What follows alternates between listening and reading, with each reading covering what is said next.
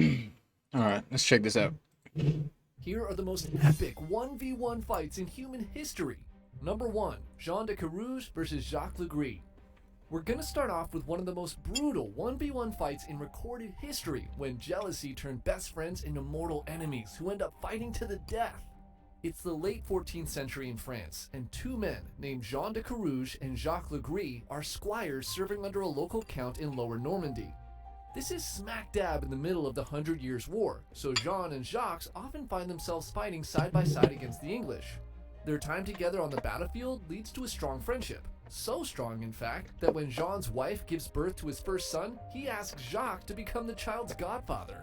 So life is good for Jean, but things begin to sour when the count they've been serving under dies, and the position is inherited by a man named Pierre d'Alençon. Both Jean and Jacques, having been loyal subjects, are invited to join the new count's inner circle. Nice! But for some reason, he begins to heavily favor Jacques over Jean. The favoritism makes Jean insanely jealous, Oh, and no this way. jealousy quickly destroys their friendship. On top of this, around the same time, Jean's wife and his young son fall ill and pass away. No way. Heartbroken and lost, and with no reason to stick around in Normandy, Jean decides to get away from it all and goes off to England to fight in the Hundred Years' War. Tales of his bravery make it back to France, and when he returns home, Jean is kind of a war hero. He meets and marries a beautiful young noble named Marguerite de Thibauville. Things are finally starting to look up again for our guy. But this marriage turns out to be the thing that ultimately ends the friendship between Jean and Jacques for good. See, by this time, the two former friends haven't seen each other in years. But with Jean back in town planning to settle down again with his new wife, they both end up at a party celebrating the birth of a neighbor's son. They bump into each other and get to talking, and they kind of remember why they were such good friends long ago. I know, like, why are we even mad at each other anyway? Oh, by the way, this is my wife Marguerite.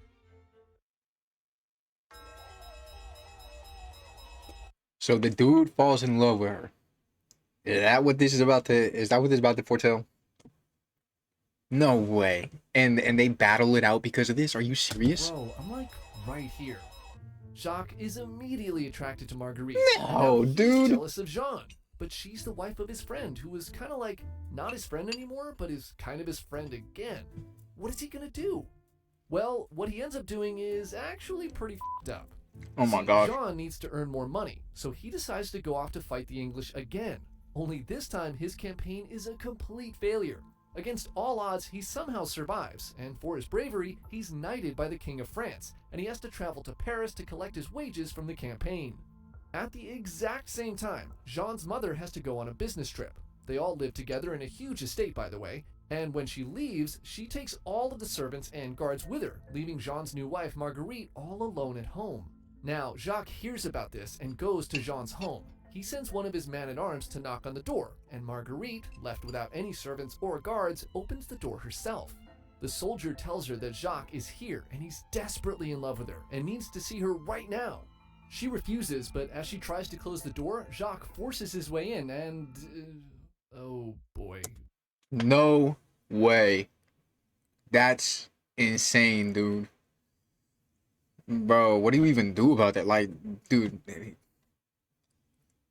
Alright. If this guy does not win in the end and kill this dude, I will be livid. I will be absolutely livid. What do you say An ad. when a Jewish Alright. boy is kicked on the New Perfect. York City sidewalk? When Let's just say he does the thing that rhymes with the word grapes. Okay, bro. Violently, We knew. Marguerite is on the floor crying, and as he leaves, Oh. Jean threatens her, saying if she tells anyone, she's dead. Jean returns home, and Marguerite tells Jean, him bro, get your lip everything. back. He's furious and immediately files a criminal case against Jacques. But guess who the judge is? That D-bag Count Pierre, Jacques' new best friend, and the case is thrown out immediately. Jean goes to Paris to appeal the case to the King of France himself. He shows the people in Paris that Marguerite is now pregnant. I mean, come on! But this doesn't do much because common knowledge of the day says that it was impossible to get pregnant from, grapes. Hold on. Time, the two Excuse former me? friends What did it haven't just seen say? each other in I years. would. But with Jean back in town, I did planning to not settle just go down again with all the his way new back wife, here. Hold they on. both- Come on! But this doesn't do The earbud fell out of my ear right whenever he said something. I think I knew what he said, much but because common knowledge of the day says that it was impossible to get pregnant from are you serious? That was a for real thing back then? People thought that it was impossible to get pregnant from that? grapes with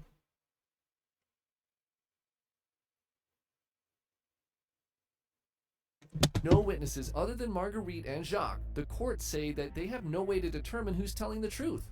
So Jean demands a trial by combat, That's an archaic wild. form of judgment where two men fight to the death to see who's correct.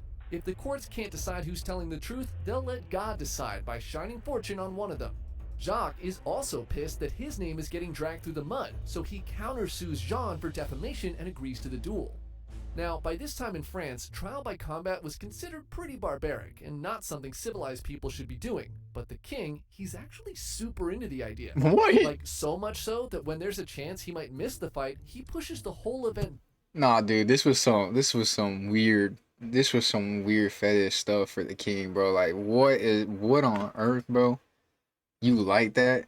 He likes watching people fight to the death. Oh my gosh. back to make sure he can be there. And not only that, but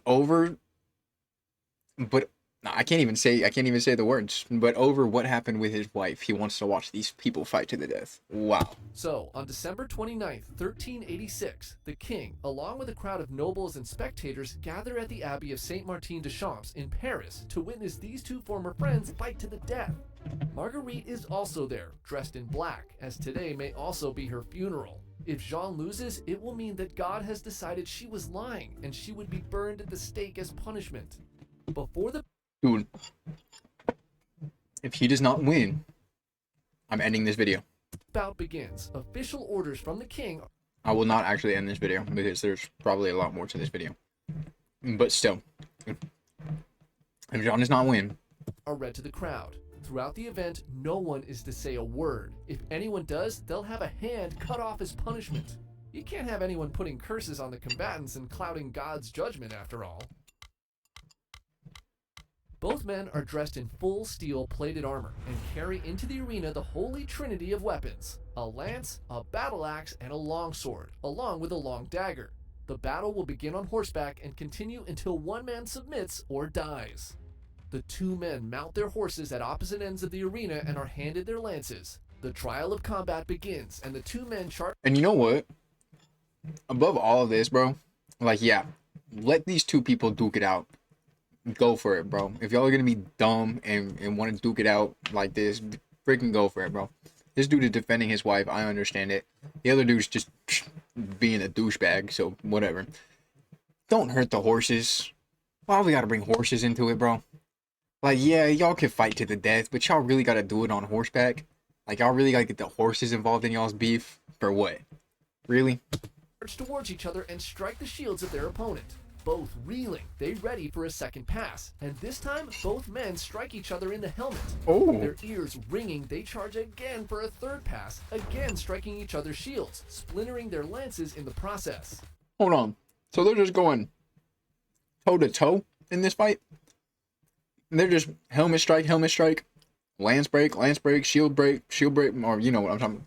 Just blow for blow. What?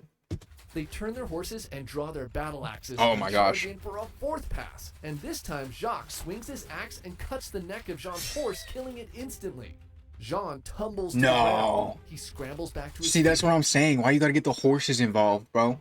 Like, why you gotta get the horses involved? That horse probably had a... Well, you know what? They probably didn't treat the horses very well back then. I'm probably gonna say it probably had a healthy, happy life. But you know what? They probably honestly put the horses out of their misery considering the treatment back then. turns and swings his axe, slicing the belly of Jacques' horse, Oh. who collapses, throwing Jacques to the ground. The two men draw their swords and charge at each other. Dude, they're just going blow for blow. Like, they're just... This is like the most equal match you could possibly have. Both their horses are dead. R.I.P. horses. Both their lances are broken. They threw both their axes on the ground. Watch it get down to the daggers. Singing with evil intent. Jacques is the much larger man, and he quickly begins to gain the upper hand in the duel.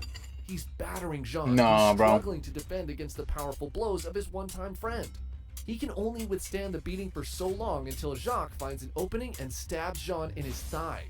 The crowd gasps as this fight may soon be coming to an end, and Jacques steps back and looks up towards the spectators. Get him. With this small opening, Jean lunges at Jacques and drags him to the ground by his helmet. With the dagger, bro. Lying flat on his back, Jacques cannot stand with his heavy armor weighing him down.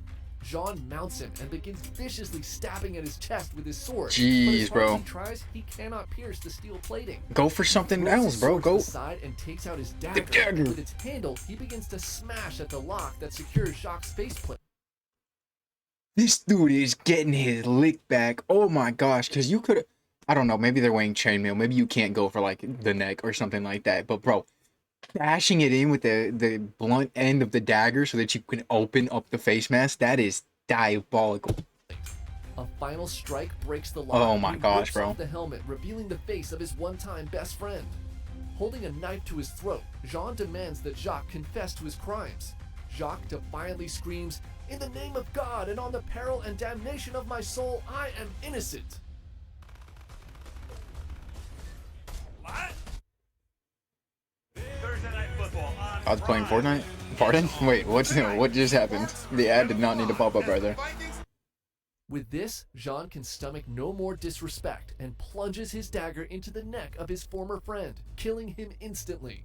The crowd erupts into cheers, and pages rush onto the field to treat Jean's wounded leg. Dang, Jean bro. limps and kneels in front of the king, who's like, "That was fucking epic." He gives Jean a prize of 1,000 francs, worth about $300,000 today, and a royal payment of 200 francs a month, which is around 60K in today's money. Wow. Jean then Third leaves of a to million. his wife Marguerite, and together they Little ride under in a third. caravan to the Notre Dame Cathedral to give thanks to God for the long-awaited justice. They then live happily ever after for about 10 years, and then Jean goes off and dies in a crusade. Well, why'd you do that, bro? Retire. Jeez. Number 2, Miyamoto Musashi. No, because you versus- legitimately went through the most epic battle of your life for your wife, and then you go just die in some like freaking spin-off show. Like, what are you doing? Okay, we'll watch this one here in a second. That one was interesting. I wonder if they kept the kid. I mean, I hope. I really hope they kept the kid. Because it would be horrible to get rid of that life, you know. But who knows? Who knows? Like, actually, I mean, it'd be so noble of that guy to have taken care of a kid from his, like, mortal enemy at this point, you know. But maybe times were different back then. I mean, they had such weird laws about, you know, the grappe thing in the first place. There's so absurd, weird laws about that. I wonder where they would even go in that sense. I don't even want to think about it. Sasaki Kojiro.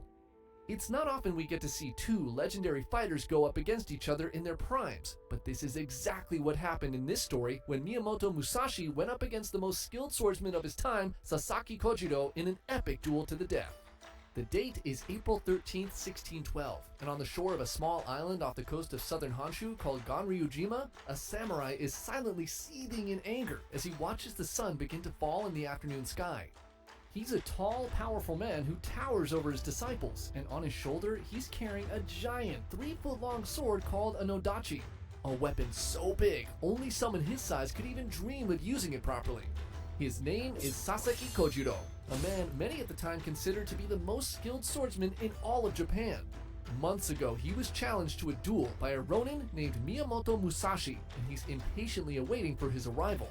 Musashi is late, and Kojiro is taking it personally. The inconsiderate behavior goes completely against the code of the samurai. The sun continues to set, and finally, a whole 3 hours later, a small boat appears on the horizon. No, because if I actually just was sitting there with a giant, like 12-foot long sword, waiting for like a tiny little boat to show up on the horizon, I'd be kind of pissed too, bro. I'd probably be pretty pissed. I don't have very good patience either. Casually drifting in the distance. Musashi is finally here, and Kojiro impatiently rushes to meet him. I thought he was just gonna go off, bro. I thought he was about to run in and just start freaking banging.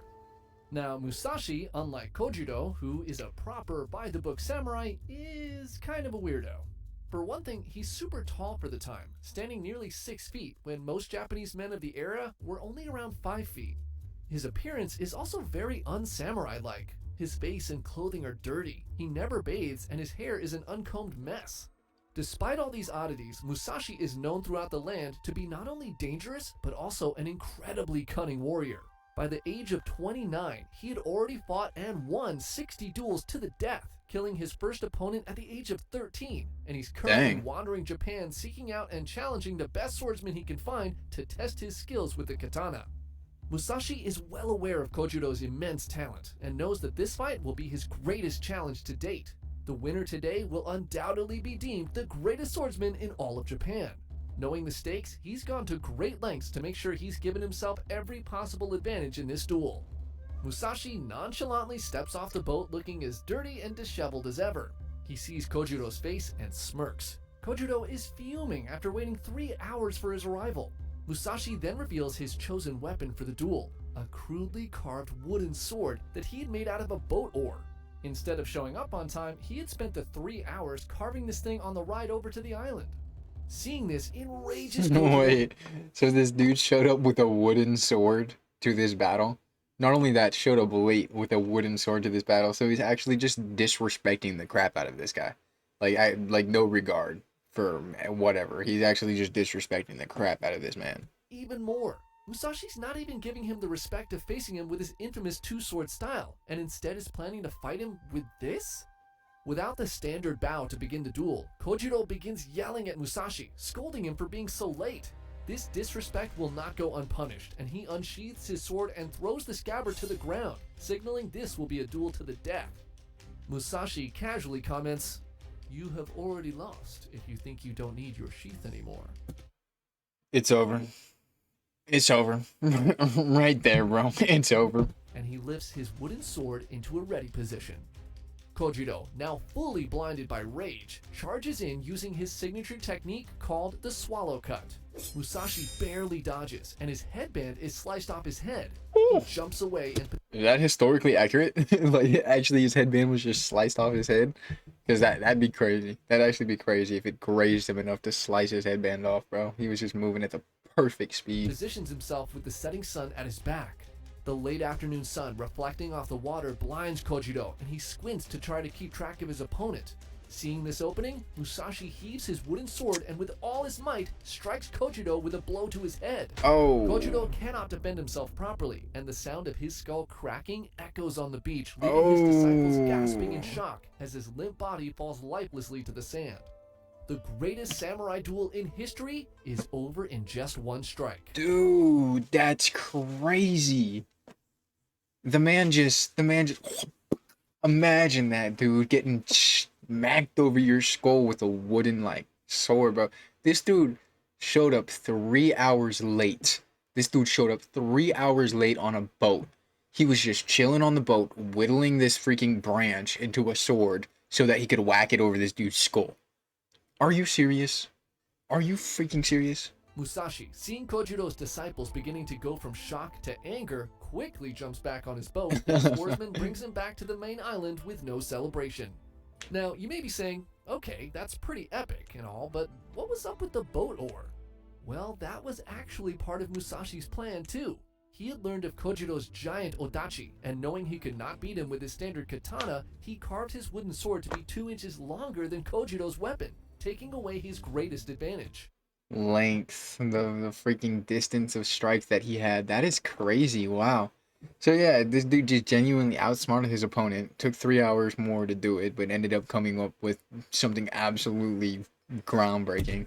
Musashi had carefully planned every aspect of the fight, from his late arrival, which he expected to upset Kojudo, positioning himself with the sun to his back to blind him, and his wooden sword, giving him the reach he needed to Dude, this dude is genius. So he showed up late so that the sun would be setting in a way that he could blind his opponent. Not only that, whittling the entire sword to be 2 inches longer than his opponent's sword, knowing how long his opponent's sword is. Like, this dude is on point. strike safely at a distance. With this victory, he's proven that he was not only the greatest swordsman in all of Japan, but also one of the greatest tacticians as well. Yeah, dude, Number that's 3, crazy. Andrew Jackson versus Charles Dickinson. Here in the US, we have a history of electing unhinged psychopaths to the office of the president. And out of everyone who's ever been commander-in-chief, I think Andrew Jackson is probably the craziest person we ever put in there. The guy allegedly participated in over 100 duels, and this story is probably the best example of why you don't ever want to get into a gunfight with a crazy person. Back in 1805, former Tennessee Senator Andrew Jackson is out at the racetracks betting big on his prize horse Truxton. He's supposed to go up against another horse named Plowboy, owned by this guy Joseph Irwin. The winning horse was to take home $2,000, big money for the time, and Jackson was confident his horse was going to win. But days before the race, Irwin's horse gets sick and can't run. The men get into a disagreement about how much money Jackson should get from this situation, and most likely, Jackson is being a complete asshole, as he was known to be. Irwin's son-in-law, Charles Dickinson, hears of this and steps in.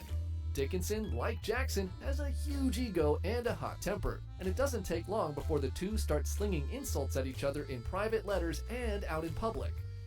Dickinson calls Did they pick each other up like that too? They were just lifting each other up by the throat? Okay. Jackson a worthless scoundrel in one letter, and Oh. later I would never.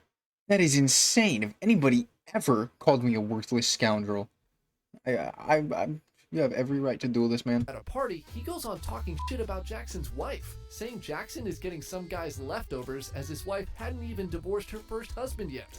That one really pisses off Dang. Jackson because, well, it was true. Dang. Let there be late Bro. nights and early mornings.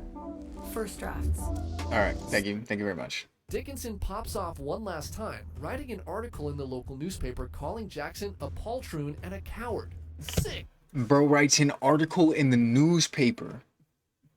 Bro, I mean, at this point, like, y'all don't even need to duel. Just get your leg back, bro. He's just disrespecting. Burns, and this one sends Jackson off the rails. 3 insults is just too much for him to handle, and he formally challenges Dickinson to a duel. Now, Dickinson is actually totally cool with this, because it's well known that he's an expert marksman with a pistol. Nah, he wanted this to Actually, happen. Probably one of the best shots in the state. So he accepts the challenge with full confidence he's gonna put that asshole Jackson down for good. Meanwhile, Jackson and his friend, knowing that Dickinson is a way better shot, try to come up with all kinds of harebrained schemes to increase Jackson's chances of winning. They come up with a plan of trying to get Dickinson to shoot first, because maybe they can rush him and he'll miss, and then Jackson would have all the time he needs to aim properly. This strategy did have the risk of Dickinson, not missing, and Jackson dying before he had a chance to shoot. But hey, this was the best they could come up with, and I told you already, Jackson was unhinged, to say the least. By this time, dueling was actually illegal in the state of Tennessee, so the men crossed the border into Kentucky, and on the morning of May 30th, 1806, Jackson and Dickinson, along with their seconds, made their way to a secluded spot in Adderville. The two men marched to their positions 24 feet apart with their pistols in hand. The duel begins, and Dickinson expertly points his pistol at Jackson, aiming for his chest. He pulls the trigger, and in a flash of gun smoke, sends a lead ball hurtling towards Jackson and scores a direct hit inches from his heart. The former senator staggers back, clutching his chest. Like, actually, what did he think was going to happen, though? What did he think was going to happen, though? Hold on. Blood seeps out from beneath his hand, staining his shirt, but Jackson does not fall. Dickinson lowers his pistol in disbelief. His aim Jeez. was true, and that was surely a kill shot. Dueling rules stated that now he must stand still and allow Jackson to take his shot. He looks across the field and can't believe what he's seeing. The injured Jackson, face white as a ghost, still clutching his chest with one hand, slowly raises his pistol and takes aim. Jackson pulls his trigger, and Dickinson winces, expecting an impact, but nothing happens. No way. Jackson's gun has misfired. Now, dueling rules say that a misfire still counts as a shot, and the duel should have been over. But Jackson, he doesn't give a f*** about the rules and recocks his pistol. Dude, no way. Again. He pulls the trigger, and this time the shot rings out. The lead ball hits Dickinson square in the chest, and he falls to the ground. Though people try to save him, he bleeds out and passes away within 24 hours. No way, Jackson's dude. wound is examined by his doctors, and it's discovered that Dickinson's bullet has broken a few of his ribs and is so close to his heart it can't be removed safely. He recovers, but the bullet remains lodged in his chest for the rest of his life, causing him a lot of pain. Jackson's reputation took a major hit from the duel because, he kind of just murdered a guy in cold blood, but not enough to prevent him from becoming president in 1829. That's crazy. That's It just actually goes to show, you can be a horrible person and still become president of the United States. Yeah, pretty much. All right. I'm gonna go ahead and leave it there. Oh, I might watch this one. Oh, I've been wanting to watch this one. I might watch this one next. Uh, yeah, I might just end that video, but I might go watch this one here in a second. But I appreciate y'all watching. I hope y'all enjoyed that. Some pretty interesting duels. Interesting duels for real. But yeah, y'all have a good day. Peace.